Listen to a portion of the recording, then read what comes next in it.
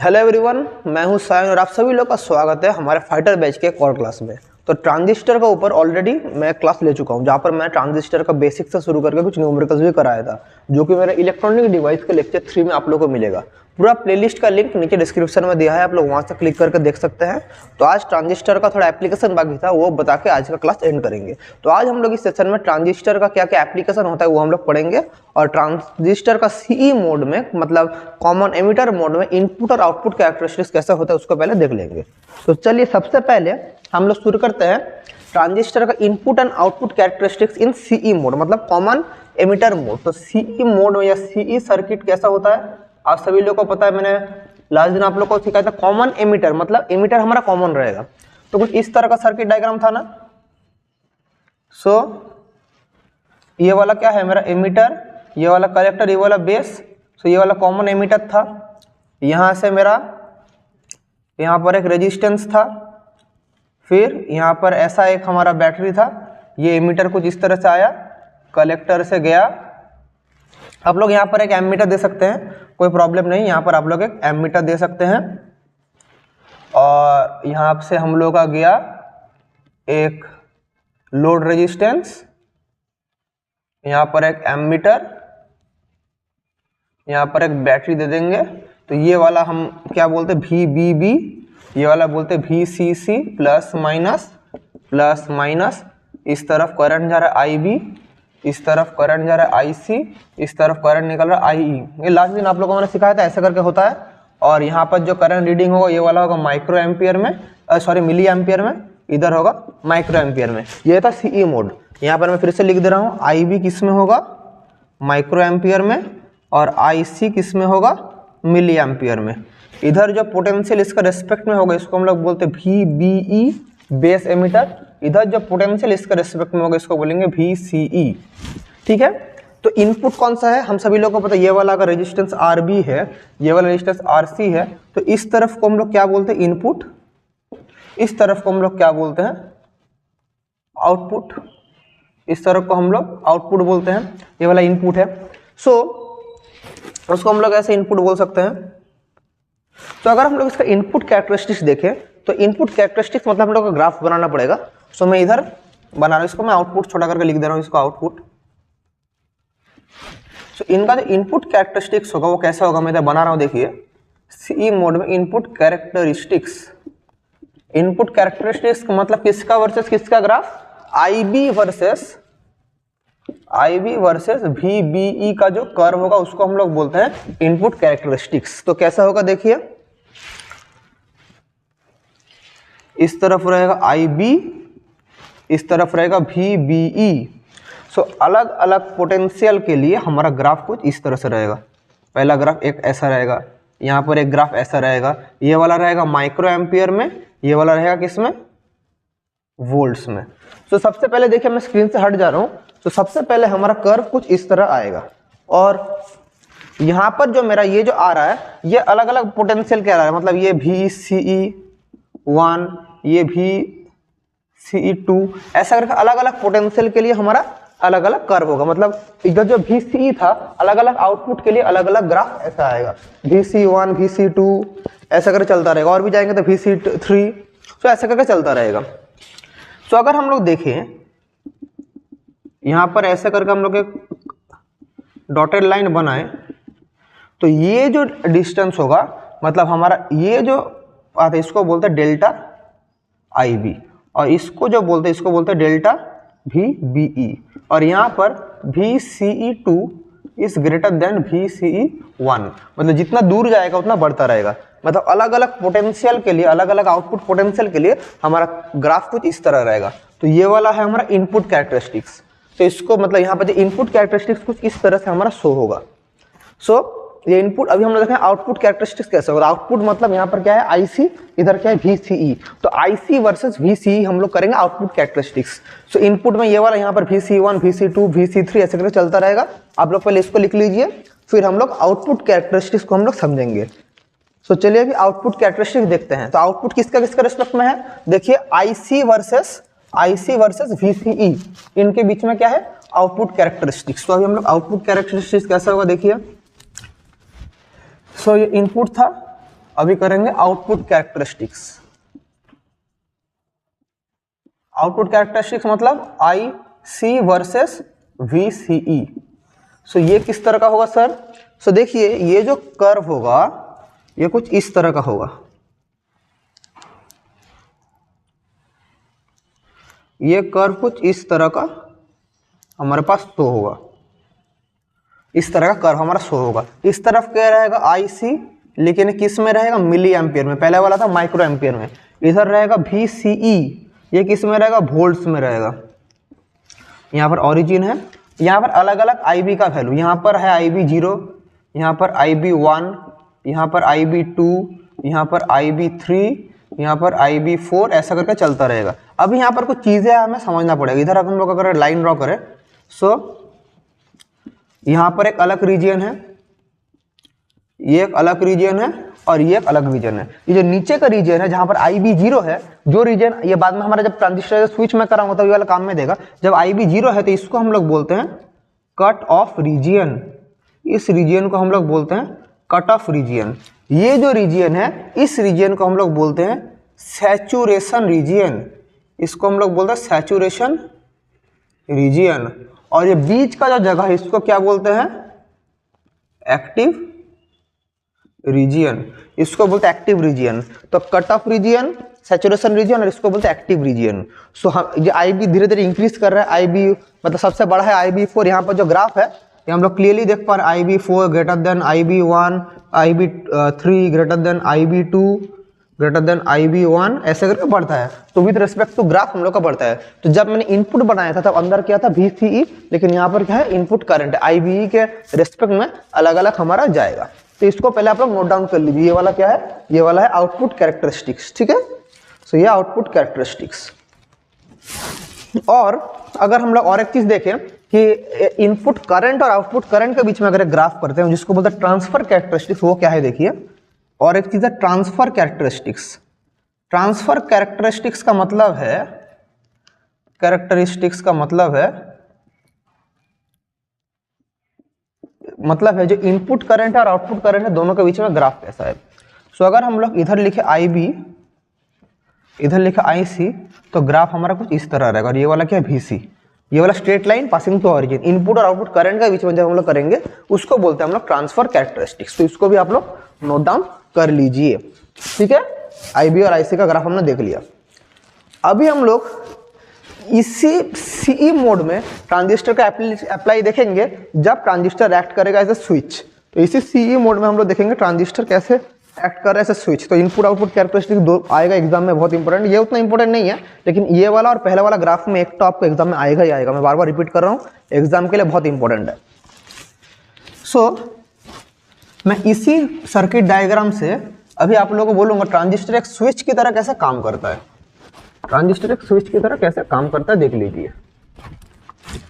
तो CE mode, तो यहाँ पर हेडिंग कीजिए।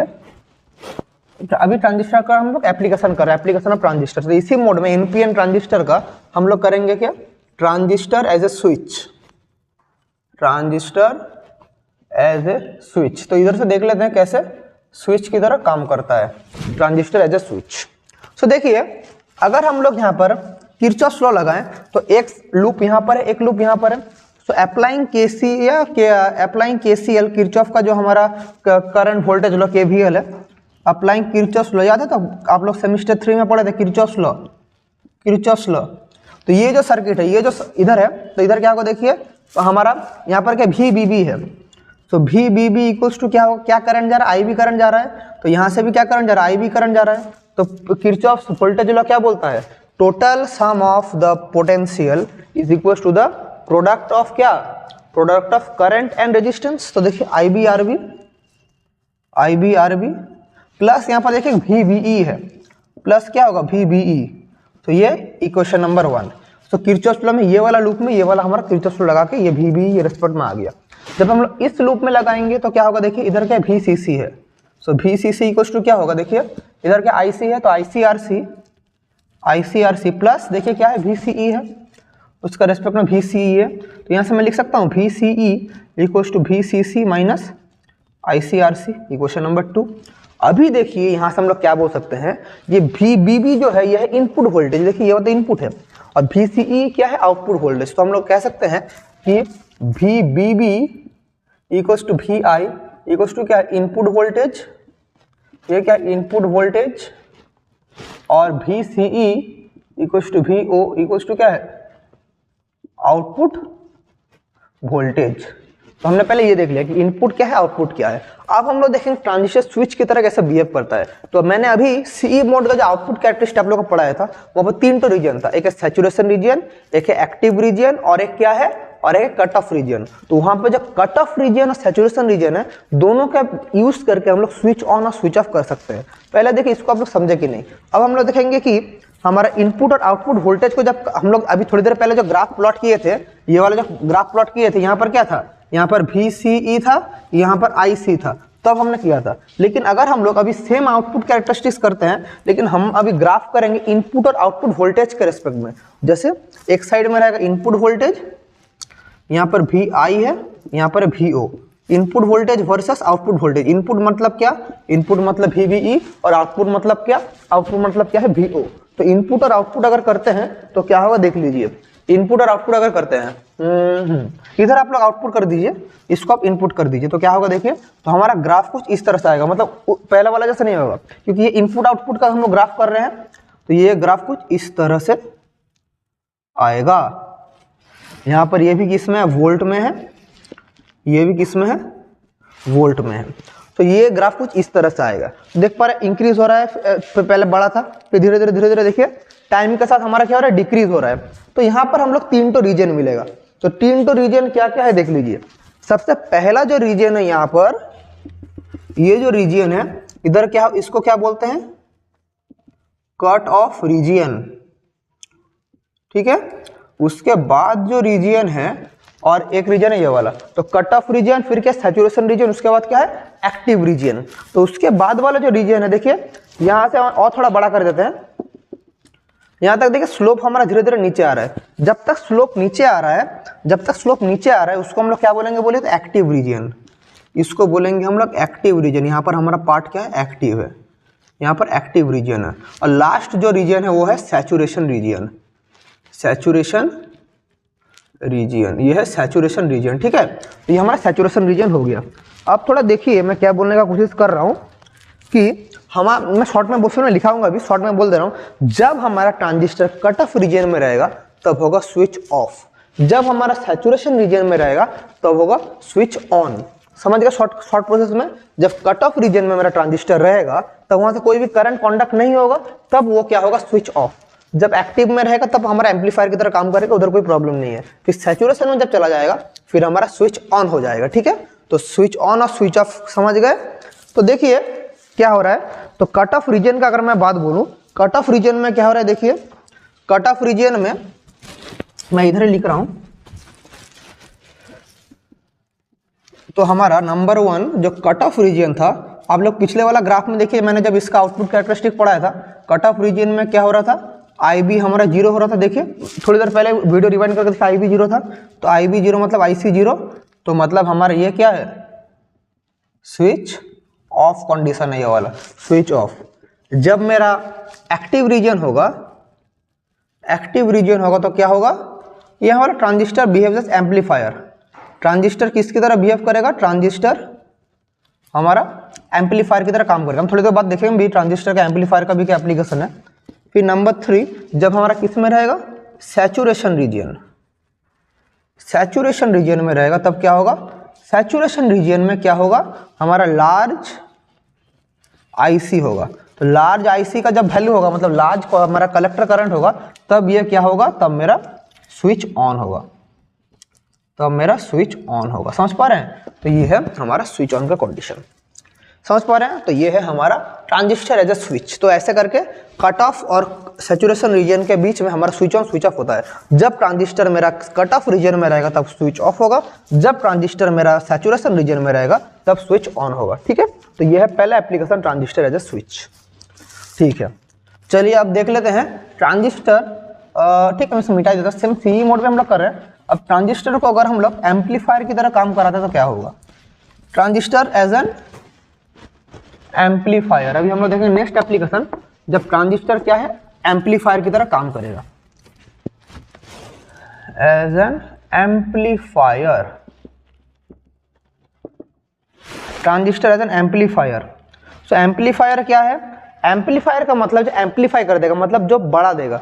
मतलब एम्पलीफायर एक ऐसा सर्किट है, एक ऐसे इलेक्ट्रॉनिक डिवाइस है जो हमारा इनपुट सिग्नल को बढ़ा के आउटपुट सिग्नल कर सकता है, मतलब इसको इंक्रीज कर सकता है, इनपुट सिग्नल को इंक्रीज कर सकता है। ये है एम्पलीफायर का काम। सो देखिए, अगर हम लोग देखें कि इसका इनपुट पावर क्या है, ट्रांजिस्टर का इनपुट पी वी बी अगर बोले तो I square B into R B, तो ये है आई स्क्वायर आज फॉर्मूला से, और आउटपुट क्या है पी सी सी आई स्क्वायर सी इंटू आर सी। अभी हम सभी लोगों को क्या पता है, हम सबको पता है कि I C is much greater than I B होता है, क्योंकि ये वाला मेरा किस में होता है, मिली एम्पियर में होता है, इनपुट मेरे किस में होता है, माइक्रो एम्पियर में होता है, तो मच ग्रेटर है। तो ये जब ग्रेटर है तो ऑब्वियसली हमारा आउटपुट जो पावर है वो much greater then input power तो होगा ही। ये तो आउटपुट पावर है, ये तो आउटपुट है, और ये वाला क्या है, इनपुट है। समझ पा रहे हैं ना।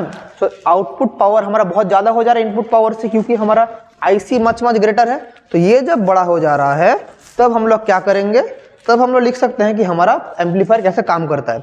तो अभी हम लोग एम्पलीफायर का ब्लॉक डायग्राम देखेंगे, पहले ये वाला समझिए। तो एम्पलीफायर का ब्लॉक डायग्राम पहले देख लीजिए, तो कैसा होता है। सो यहाँ पर हमारा एक ट्रांजिस्टर रहता है जो कि एक एम्पलीफायर की तरह काम करता है। यहाँ पर एक इनपुट सिग्नल ऐसे जाएगा, यहाँ पर हमारा पावर सप्लाई होगा, एम्पलीफायर का पावर सप्लाई, ये वाला है एम्पलीफायर, ये वाला मेरा आउटपुट। तो ये वाला अर्थिंग है, यहाँ पर अर्थिंग है। तो यहाँ पर हमारा इनपुट है, यहाँ पर हमारा आउटपुट है। तो इस तरह से हमारा एम्पलीफायर का डिजाइन होता है। देखिए इस तरह से हमारा एम्पलीफायर का डिजाइन होता है। सो कैसे होता है, देखिए इनपुट। सो यहां पर अगर मैं एक ऐसा टाइप का सिग्नल दूं, ये वाला मेरा इनपुट सिग्नल है, तो जब ये एम्पलीफायर से पास करेगा तो इसका सिग्नल फेस चेंज हो जाएगा, लेकिन ऐसा बढ़ जाएगा। तो ये वाला हो जाएगा आउटपुट। सो ये वाला है हमारा इनपुट और आउटपुट कैरेक्टरिस्टिक्स। मतलब हम जब एम्पलीफायर से पास कराएंगे तो हमारा सिग्नल इतना बढ़ जाएगा। तो एम्पलीफायर का काम कुछ ऐसा है। तो क्योंकि हम लोग देख पा रहे हैं कि इनपुट हमारा अगर ये वाला सिग्नल देंगे, यहाँ पर मैं छोटा करके अगर बनाऊँ, ये वाला सिग्नल है, तो यहाँ पर अपोजिट फेज में सिग्नल मेरा बढ़ जाएगा। तो ये मेरा क्या है, ट्रांजिस्टर एज एन एम्पलीफायर। समझ पा रहे हैं, ठीक है। तो ये वाला एक एप्लीकेशन था, क्योंकि ऑलरेडी देख पा रहे हैं ट्रांजिस्टर एज एम्पलीफायर की तरह काम करता है। आपका शॉर्ट क्वेश्चन के लिए भी आ सकता है कि एम्पलीफायर की तरह कौन काम करता है, तो आंसर होगा एम्पलीफायर की तरह काम करता है ट्रांजिस्टर। और एक एप्लीकेशन है ट्रांजिस्टर का, जो कि ट्रांजिस्टर एज एन ऑसिलेटर है। ट्रांजिस्टर एक ऑसिलेटर की तरह भी काम करता है। सो कैसा ऑसिलेटर की तरह काम करता है, देखिए उससे पहले ऑसिलेटर है क्या, हमें वो समझना पड़ेगा। तो अभी देख लेते हैं transistor as oscillator. Transistor as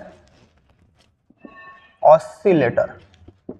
oscillator क्या है, ऑसिलेटर एक डीसी सिग्नल लेके एक आउटपुट, मतलब इनपुट डीसी सिग्नल लेके आउटपुट एक एसी सिग्नल देगा। Oscillator is a device that converts DC input to some AC output. मतलब DC से AC आउटपुट करता है क्या, ऑसिलेटर। DC से AC आउटपुट करता है क्या, ऑसिलेटर। तो कैसे करता है हम लोग अभी देख लेंगे, एक इनपुट सोर्स से कैसा ऑसिलेटर ट्रांजिस्टर बिहेव करता है। तो सबसे पहले क्या अरेंजमेंट है, देखिए। तो यहाँ पर हम लोग एक LC अरेंजमेंट लेंगे। यहाँ पर एक L रहेगा, यहाँ पर एक कैपेसिटर रहेगा। सबसे पहले इसको हम लोग क्या बोलते हैं, टैंक सर्किट। फिर यहाँ से हमारा सिग्नल कहाँ जाएगा, यहाँ से सिग्नल जाएगा एक ट्रांजिस्टर में। यहाँ पर हमारा सिग्नल जाएगा ऐसे ट्रांजिस्टर में। फिर यहाँ से हमारा एक पार्ट आउटपुट, ऐसा करके आउटपुट चल जाएगा। फिर नीचे से एक पार्ट आके हमारा एक फीडबैक सर्किट होगा, जहाँ पर कनेक्ट होगा। ये फीडबैक सर्किट ऐसे करके, यहाँ ये फीडबैक सर्किट। फिर यहाँ से जाके एक इधर कनेक्ट होगा, एक इधर से जाके इधर कनेक्ट हो जाएगा। सो इसको हम लोग बोलते हैं ट्रांजिस्टर एम्पलीफायर। सो यहाँ पर हमारा क्या है, यहाँ पर हमारा ट्रांजिस्टर है, यहाँ पर हमारा ट्रांजिस्टर है, ये क्या है, फीडबैक सर्किट, ये है फीडबैक सर्किट, ये है फीडबैक सर्किट, और यहाँ पर हमारा आउटपुट मिलता है, यहाँ पर हमें आउटपुट मिलता है। इसको हम लोग बोलते हैं टैंक सर्किट, इसको हम लोग बोलते हैं टैंक सर्किट। तो ये वाला ट्रांजिस्टर का पूरा अरेंजमेंट है, एज एन ऑसिलेटर कैसे काम करता है। अभी हम लोग देखेंगे ये काम कैसे करता है, ये वाला काम कैसे करता है हम लोग अभी इसको देखेंगे। सो देखिए यहाँ पर होता क्या है कि हमारा यहाँ पर कैसे करंट जा रहा है, तो ऐसे करके फ्लो होगा, यहाँ पर हमारा आउटपुट है, कुछ अमाउंट वापस आ जाएगा, इससे पास करके ऐसे चल जाएगा। इस तरफ यहाँ पर क्या है, इनपुट, वहाँ पर क्या है, आउटपुट है। तो ये वाला हमारा पूरा अरेंजमेंट है, तो इसको बोलेंगे टैंक सर्किट। और यहाँ पर एक इंडक्टर है, कैपेसिटर है, इसको बोलेंगे फीडबैक, इसको बोलेंगे आउटपुट। अभी हम लोग देखेंगे ये काम कैसे करता है। तो ये जो हम देख रहे हैं, तो देखिए क्या हो रहा है, यहाँ पर एक एलसी ऑसिलेशन हो रहा है।